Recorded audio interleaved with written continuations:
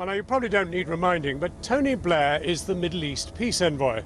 But he's not in the Middle East. Instead, he gave a speech to his favourite think tank in London today, exactly 2 decades since he was elected leader of the Labour Party. He came out in support of progressive politics and Ed Miliband as PM. But Mr. Blair had some problems of his own, as our political correspondent Michael Crick tried to ask him some questions through a lift that was decidedly reluctant to leave. Shouldn't you be in Gaza, Mr. Blair? Shouldn't you be in Gaza? What are you doing in London rather than in Gaza, Mr. Blair? Tony Blair flew back to London overnight after 10 days or so out in the Middle East, coming back here specially to make a speech marking 20 years since he was elected Labour Party leader.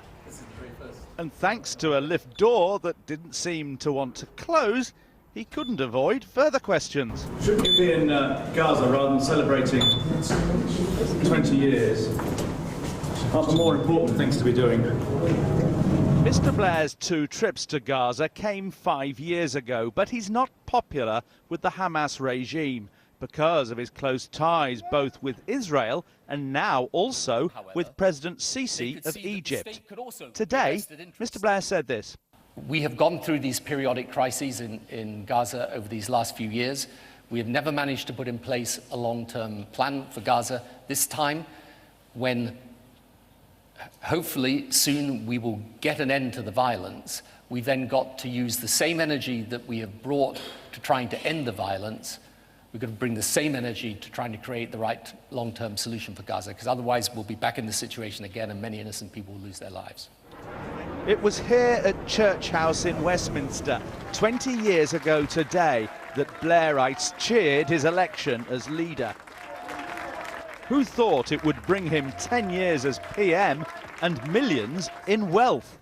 He was asked about that. I mean, I have to say that the reports of my wealth are greatly exaggerated. Just for the record, I read that I'm supposed to be worth £100 million. Cherie's kind of asking where it is in that case. I'm not worth that, a half of that, a third of that, a quarter of that, a fifth of that, and I could go on. So something less than 20 million. But that, he says, helps him do the Middle East job unpaid. Are you going to be going back to Gaza? If things improve in Gaza, I understand, he could be back in the region within days. Michael Crick, Channel 4 News, Westminster. Michael Crick up to a bit of naughtiness with the economic envoy to the Middle East.